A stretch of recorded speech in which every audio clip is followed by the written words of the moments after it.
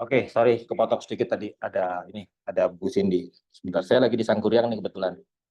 Jadi, jadi kita bisa melihat keseharian itu stalking itu dari media sosial. Ya, kita bisa lihat makanya tolong disampaikan sama anak-anak, sama teman-teman untuk mereka lebih bijak menggunakan itu, gitu. Karena bagaimanapun juga kita sebagai HR kita akan melihat ke sana arahnya, gitu ya. Eh, itu tentang yang media sosial, bijak dengan medsos itu arah saya ke sana. Kemudian saya sempat share kemarin tentang gaya belajar juga gitu ya. Tempo hari Pak Riki sempat sounding jumlah staffnya ada berapa? 30 ya masalahnya. Ya. Nah, dengan 31 dengan 4 orang outsource untuk security. Oke, good. Nah, kan pastinya dari 34 orang ini atau 35 orang ini kan pasti tidak ada yang sama dong gitu ya. Nggak ada yang kembar lah gitu. Karena Tuhan itu adil, dia memberikan apa namanya, berkat kepada semua manusia itu punya cara menerima instruksi gitu ya. Cara menerima instruksi itu ada yang dia kalau Bapak-bapak lihat di presentasi saya di PowerPoint yang saya share itu manusia itu kadang-kadang terbagi menjadi tiga. Itu ada namanya pakai visual, ada auditory, sama ada kinestetik. Ya, jadi apa? Contoh begini, kalau dulu Pak Riki waktu masih muda, waktu masih sekolah, bentar,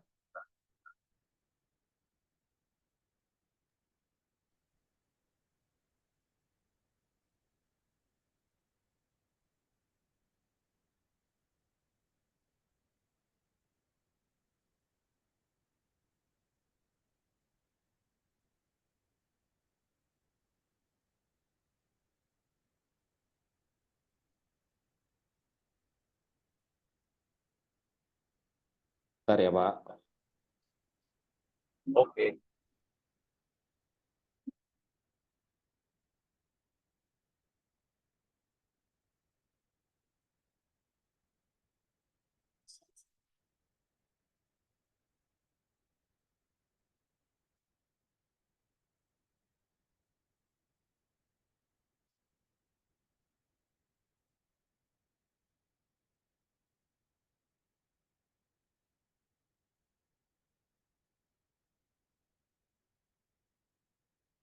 Nah, oke, saya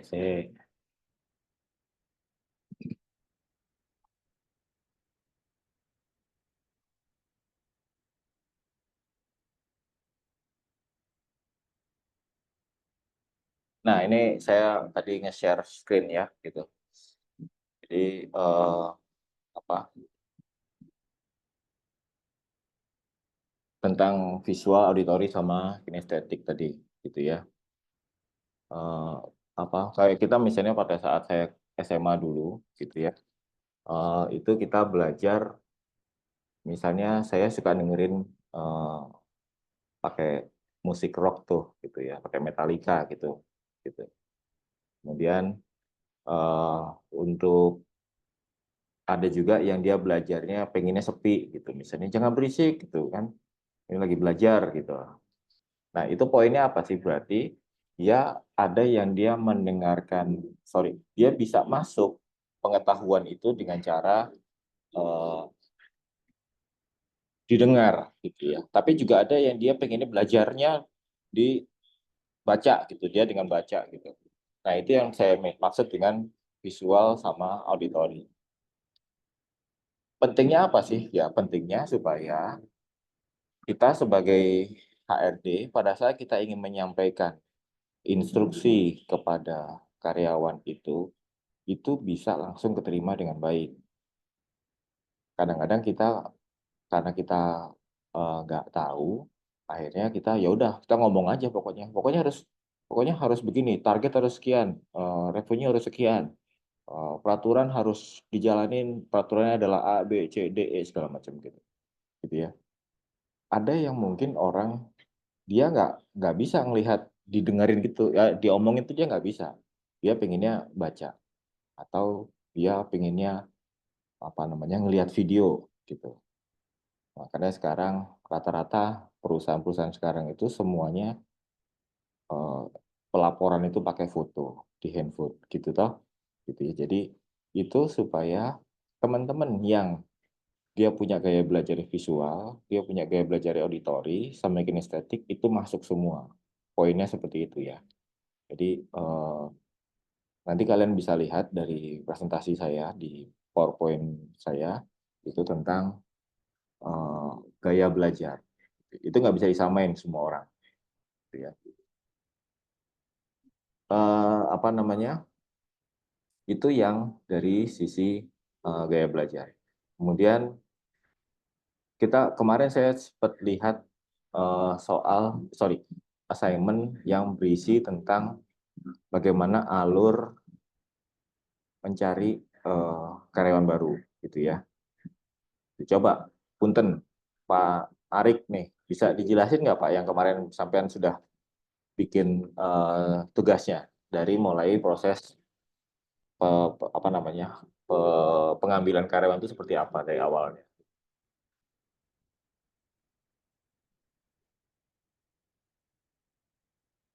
Pak Arik? Ya, halo Pak. Ah Maaf ya Pak. ya ya, Tadi nggak habis apa-apa. tinggal. Oke oke. Ya bisa Pak dijelasin sedikit Mm, tentang proses pencarian karyawan baru. Ya, biasanya kalau eh, rekrut, saya belum pernah rekrut sih Pak. Cuman dari sepengalaman saya aja yang direkrut mungkin ya. Oke. Lebihnya ya kita harus mencari nih em, apa sih namanya identifikasi mungkin ya, apa sih Ya kebutuhan betul. Identifikasi eh, kebutuhan eh, karyawan. kebutuhan karyawan, kebutuhan kita meng-hire karyawan gitu, maksudnya di bidang apa gitu ya. Ya. Terus kita harus ya mengidentifikasi gitu mungkin ya. Hmm. Terus ya mungkin ada beberapa planning juga ke depannya, Hmm. dan secara apa ya yang tadi saya bilang mungkin kayak ketika bidangnya F&B kita meng-hire F&B, kita kurang di F&B kita F&B gitu ya. Finance terus finance gitu. Terus ya mulai meng-announce pencarian tersebut Oke. itu melalui sosial media atau dari lingkungan dalam internal perusahaan Oke. tersebut. Mungkin Siap. ada yang namanya training seperti itu gitu mungkin ya. Betul. Betul. Hmm. Terus ya melalui wawancara, melalui interview, dan Oke. ketika keluarlah Oke. Offering letter. offering letter dan segala macamnya, dan ya kita akan join ke perusahaan tersebut dan melakukan onboarding atau perkenalan, Oke. um, Orientasi. orientasi ya mungkin Ya. orientasi di Hmm. perusahaan tersebut. Dan Oke. setelah orientasi ya kita akan segera bekerja mungkin, atau mungkin orientasi itu sudah termasuk kerja gitu mungkin Oke. Nice. hari pertama gitu. Good. Ya, kurang lebih seperti itu Pak. Ya. Dari Pak Riki ada tambahan? Yang disampaikan sama Pak Arik kira-kira ada tambahan? Cukup kok itu Jadi, pas flow-nya. oke. Jadi kalau saya mau tambahin sedikit, yang menentukan spek karyawan itu siapa? Kita sebagai HRD nih. User. Ya, user kan berarti. Usernya tadi contoh dari Pak Arik adalah FB misalnya, gitu kan. Dan berarti yang tahu kualifikasinya siapa? Usernya. Dalam ini siapa? Departemen head-nya, gitu ya. Jadi Betul. kita harus tanya dulu nih sama DPT yang bersangkutan. Oke, yang kalian mau karyawannya kayak gimana gitu. Cewek, cowok, umuran berapa, eh, eh, apa namanya, punya pengalaman Kriteria. apa. Nah, kriterianya itu yang menentukan siapa kriteria itu DPT-nya gitu. Kita kita sebagai HRD apa namanya? Kita menjembatani kebutuhan, memenuhi kebutuhan dari user. Tapi kan harus usernya dulu yang ngasih tahu nih keperluannya apa gitu kan. Tadi betul kata Pak Arik. Nah, setelah kita bikin, itu harus approval dulu. jangan main cari-cari aja gitu. Itu harus di approval dulu. Approval ke siapa? Approval ke GM pastinya. Kita bilang, Pak GM, ini ada permintaan dari Departemen FB nih untuk nambah 5 orang karyawan gitu, tahun depan. Nanti GM nanya, buat apa 5 orang karyawan? Nanti ketemu lagi sama user. Usernya bilang, oh iya kan kita mau nambah restoran satu lagi Pak, masa ya nggak ditambahin? Gitu-gitu kan. Ujung-ujungnya akan seperti Pak Riki tadi, dikembalikan ke budgetnya. Pak Riki, budget gimana tahun depan? Oh ada Pak nih spare-nya buat 5 orang nambah. Nah, itu harus ke data. Sekali lagi ya, sebagai HRD, itu kita harus mendata semua hal tentang kekaryawanan. Ada permintaan dari user, kita minta tanda tangan. Harus. Buktinya apa nih kalau FB-nya minta, usernya minta. Oke, kita megang, kita lariin ke GM, koordinasi dengan GM-nya. Pak GM, ini ada gini-gini, tanda tangan lagi. Nah, setelah lengkap data itu, baru kita bikin tadi promosi, apa ya, istilahnya iklan atau lowongan, ya, lokernya itu kita bikin. Bisa dari internal, kata Pak Arik tadi ya, misalnya kita lihat dari usernya ini, kita kembalikan lagi ke usernya, ke tab head. Bro, di tempat dirimu ada nggak DW yang bagus yang bisa kita naikin gitu misalnya. Wah, DW gue nggak ada nih, lu cari dari luar deh. Nah, baru kita cari dari luar. Kita bisa bikin apa namanya, dicari lowongan kerjaan untuk posisi waiter, waitress, segala macam, butler atau segala macam. Kita masukkan ke media sosial, kita masukkan ke koran, kita masukkan ke status WA, kita masukkan ke WA grup macam-macam, gitu ya. Terus habis itu pasti akan dibaca dong dengan netizen. Oh ya, kalau kata orang-orang netizen, dia akan kirim email ke kita. Bisa bentuknya email, bisa bentuknya post, bisa bentuknya dia nitip surat ke security, macam-macam. Setelah itu kan banyak ya gitu. Kemungkinan kan satu posisi waiter mungkin yang lamar bisa 50 orang mungkin ya gitu.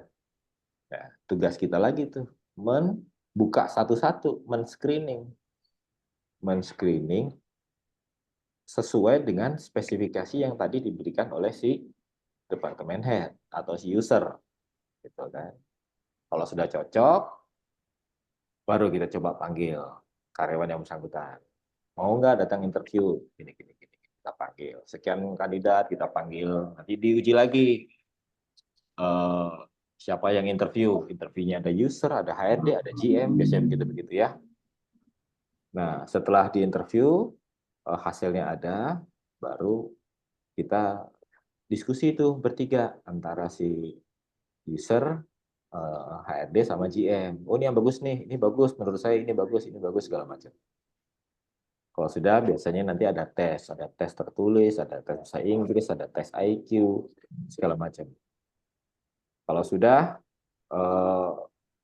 apa namanya, baru kita bikinkan tadi offering letter atau LOA atau LOI, apapun itu, pokoknya di offering letter yang menunjukkan bahwa kita, tapi itu offering letter itu bukan kontrak ya, bukan surat kontrak, tapi dia offering letter, dia kartu sementara lah, surat sementara untuk menginfokan kepada si karyawan bahwa dia sudah diterima. Di situ offering letter itu nggak ada draft dari pemerintahnya, itu bebas, pakai bahasa kita juga nggak masalah. Setelah dia oke, dia kasih offering letter, dia tanda tangan, kita panggil dia buat masuk, orientasi. Seperti tadi Pak Arik bilang, orientasi. Setelah itu baru kita buatkan surat kontrak. Dan akhirnya itu yang pemenuhan karyawan untuk departemen FB sudah tercukupi. Seperti itu. Gitu ya. Itu alurnya gitu. Dari sini ada yang mau ditanyain dulu nggak? Masalah alur. Aman ya? Udah tahu gambarannya ya? Jadi Aman. kadang-kadang yang tidak baik, bukan yang tidak baik, yang kurang baik adalah para HRD ini nyuekin kandidat-kandidat yang sudah dipanggil, tapi dia nggak lulus, tapi dicuekin, digantung. itu nggak boleh. Secara etika nggak bisa begitu. Jadi kalau misalnya yang di interview ada 9, yang keterima 1, yang 8-nya harus di sounding lewat itu email atau lewat itu WA. Terima kasih atas interview yang telah dilakukan pada hari gini. Dengan berat hati kami tidak bisa menerima atau Anda tidak lolos dalam seleksi penerimaan karyawan baru di tempat kami. Itu tapi harus ada supaya si karyawan juga merasa apa namanya, oh ya sudah, berarti saya nggak ngarep-ngarepin lagi, nggak ada PHP-in gitu. Ya, jadi tolong jangan lupa untuk memberikan feedback, entah itu interviewnya diterima, interviewnya lulus atau tidak, itu harus di feedback, gitu ya. Kita punya kaidah 99 orang, ya 99-nya harus dikasih tahu, gitu ya. Kemudian kemarin saya ada sounding masalah leadership. Karena ada beberapa note dari saya komen ke beberapa teman-teman di sini, ke rekan-rekan, bahwa leadership itu kadang-kadang kalau kita tanyakan itu ke orang, mereka bilang, oh ya leader itu yang bisa memberikan, mengontrol, mengawasi, membuat peraturan, memimpin segala macam. Itu oke. Tapi itu akan percuma kalau dia tidak bisa memberikan influence, tidak bisa memberikan pengaruh sama anak buahnya untuk mengikuti stylenya dia atau mengikuti apa yang sudah dia sampaikan. Jadi kalau dia cuma bisa ngawasi, dia hanya cuma bisa mengkontrol, dia cuma bisa mimpin, tapi dia tidak bisa memberikan pengaruh untuk anak buahnya ngikutin dia, yang ada perusahaan, departemennya atau pekerjanya atau teman-temannya kerjanya berdasarkan rasa takut. Karena itu tadi, dia tidak bisa nggak bisa ngasih pengaruh baik ke si anak buahnya, kayak gitu. Nah, itu yang leadership itu pentingnya di situ, gitu. Jadi teman-teman, seandainya suatu saat nanti semuanya jadi leader di sini, pemimpin, jangan lupa untuk kita harus sering, apa ya istilahnya ya, kita harus sering untuk ngobrol sama anak-anak buah nih. Dalam arti ngobrol itu bisa jadi formal, bisa yang informal. Formal itu biasanya kita ada GSM, apa istilahnya, General Staff Meeting, atau outing atau segala macam, itu yang formal-formal gitu. Yang informal itu biasa kita ngopi di warung depan, itu namanya informal. Istirahat kita duduk bareng, nah itu informal. Nah, itu yang jadi kesempatan kita para leader untuk memberikan influence tadi itu, mempengaruhi dari anak-anak buah kita. Gitu ya. Jadi kalau mau jadi leader yang baik, banyak leader yang bisa mimpin, banyak banget. Tapi begitu dia nggak ada di situ, dia diomongin di belakang. Dia digosipin di belakang. Itu berarti nggak baik itu leadernya. Itu ya. Ada yang mau ditambahin dari sini, leader sama itu? Sudah tahu ya gambarannya kan? Sebetulnya sih kayaknya mudah gitu, Tapi sekali lagi, kenapa sih saya mesti ngomongin kayak gini? Karena emang kita dealingnya sama human, sama manusia. Gitu. Manusia itu ada karakternya beda-beda gitu ya. Ada yang dia disuruh, oh siap bos gitu. Ada yang dia disuruh siap, tapi dia ngedumel. Akhirnya di belakang dia bikin ulah, dia coret-coret tembok lah gitu, dia bolos atau dia tidur, dia segala macam. Itu tuh karena kita jadi leadernya yang mungkin tidak tepat, kayak gitu ya. Oke, apalagi kemarin kita pembahasannya materinya apalagi yang kita sampaikan. Oh ya, tugas-tugas HRD itu apa aja? Gitu. HRD itu divisinya apa aja sih? Gitu. Ya. HRD itu divisinya sebetulnya kayak kemarin ada personalia, ya ada yang pada saat assignment dia tulis ada personalia, kepersonaliaan, berarti dia pengurusan misalnya karyawan izin pulang cepat, karyawan cuti hamil, karyawati cuti hamil gitu ya, karyawan mau ngambil cuti, karyawan mau ini, itu yang pokoknya impersonalianya secara dia di internalnya dari perusahaannya. Ada lagi bagian payroll, bagian yang dia bagian khusus untuk penggajian, apa yang dia urusin, ya dia gajian, dia ngurusin BPJS, tenaga kerja, kesehatan, segala macam, itu payroll. Kalau hotel-hotel bintang 5 yang besar-besar itu kepisah-pisah itu. Personalia sendiri, makanya suka ada training manager, ada personalia manager, ada HRD manager gitu. Ya, jadi ada juga payroll, ada legal. Legal itu juga pusing. Perizinan yang harus dipunyai dan harus aktif itu yang di setiap perusahaan, gitu ya. Makanya ada orang-orang legal di situ. Kemudian ada training and development. Ini berarti tugasnya dia ya pengembangan karyawan dari sisi pendidikan, gitu ya, keterampilan, kemampuan, gitu kan. Itu training development. Dia mendevelop supaya tadi pada saat dia butuh orang, dia nggak usah nyari keluar, tapi dia mendevelop yang ada di departemennya. Gitu. Cara-caranya nanti Anda bisa lihat, teman-teman bisa lihat di materi atau di beberapa slide yang nanti selanjutnya akan saya share. Kita akan share. Kemudian ada lagi personalia, ada lagi payroll, legal, training development, sama apa satu lagi human resource itu sendiri. HRD manager sendiri itu adalah itu tadi dia menjadi bapaknya dari departemen-departemen tadi yang kepisah itu. Gitu. Ya, sampai di sini. Kira-kira dari bapak-bapak rekan-rekan ada yang mau tanyain nggak tentang bagian-bagian dari HR, gitu ya? Ada yang mau tanyain dulu, misalnya? Aman, Pak. Aman ya, sudah tahu ya. Oke.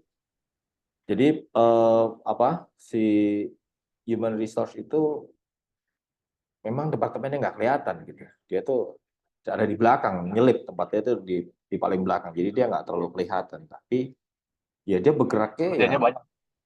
banyak banget gitu ya, banyak banget gitu ya. Banyak banget. Terus belum dia harus ke sekolah-sekolah, dia harus CSR. Tahu CSR ya? Apa? Apa ya jadi singkatannya? Ke company atau corporate social responsibility, CSR. Berarti dia menjalankan kesosialan dari perusahaan itu kepada masyarakat sekitar. Misalnya donor darah, misalnya apa? Kunjungan ke panti asuh, ya kunjungan ke panti asuhan, kunjungan ke macam-macam, itu CSR. Kerja bakti, gotong royong, itu CSR. Ya kan? Nah, Pak Riki ada nggak begitu Pak di hotel jenengan nih? Ada, cuman memang tidak sebanyak beberapa hotel yang sudah berjalan. Karena Oke, memang keterbatasan yes, resource. Jadi yes, ya kita masih tetap ada, at least setahun sekali kita bikin. mantap. Contohnya apa dia bikin ini Pak? Kayak misalnya berbuka puasa bersama. Oh, oke, good. Kan kita Kepuasan. undang tokoh-tokoh masyarakat sekitar sama undangan anak yatim. Oke, Kita good. pengajian bersama, doa bersama. Itulah yang kita jalanin. Terus kita juga ada planning, kan di gak jauh dari hotel kita itu ada masjid ya. Hmm? Nah, itu kita kasih training gimana sih caranya untuk uh, cara ngebersihin toilet di masjid itu standarnya seperti apa. Oh, Karena kan mantap. karena kan toilet masjid sama kita nggak bisa menyamakan cara ngebersihin toilet masjid sama toilet rumah ya. Kalau rumah kecil ya Betul. Ya, skalanya. betul, Nah, betul. kan ya alat-alat yang dipakai itu ya boleh dibilang sebetulnya sama dengan alat-alat yang ada di hotel yang harus proper gitu. Yes. Jadi nggak bisa tuh kita cuma ngandelin sikat yang harganya 20.000 gitu ya, yang dipakai Hmm. mungkin Hmm. dalam 2 bulan nggak sebagus seperti di awal. Nah itulah yang kita edukasikan Betul, betul, sama betul. chemical. Karena kan biasanya yang di masjid itu mereka hanya tahu kalau ngebersihin lantai cuma pakai karbol udah selesai. Tapi kan beda ya karbol untuk apa? Ada yang memang pembersih untuk kerak dan lain-lain. Ini yang kita edukasikan Yes, supaya good. masjidnya Mantap, itu sih yang saya kira. mantap. Berarti itu koordinasi dengan Departemen Housekeeping ya? Betul sama Nah, housekeeping. oh, housekeeping. Oke, itu salah satu CSR. Kalau Pak Arik dulu apa? Punya pengalaman nggak tentang CSR? Sudah pernah dilakukan belum? Ada contoh nggak, Pak? Eh, Contoh nih, misalnya, paling sih kayak ya pernah event-event apa sih namanya itu tuh kayak apa sih penghijauan gitu mungkin ya. oke, Kayak kita tuh good. Ya, betul. kayak kita tuh ya gitu deh bersih-bersih dan nanam-nanam pohon gitu lah kurang lebih. Yes. Nah, sekarang pertanyaan saya nih. Seperti Sekarang pertanyaan saya nih, kalau dia bisa jawab nggak kira-kira? Kan itu ada uang yang harus kita keluarkan. Dana itu dari mana, CSR? Ayo, ada yang bisa? itu dari service charge yang dibagi. Itu kan ada potongan tuh, ada loss and breakage dan ada learning and development Oke. fund. Nah, itu yang biasa saja. Oh ya, kalau menurut saya, CSR itu bukan dari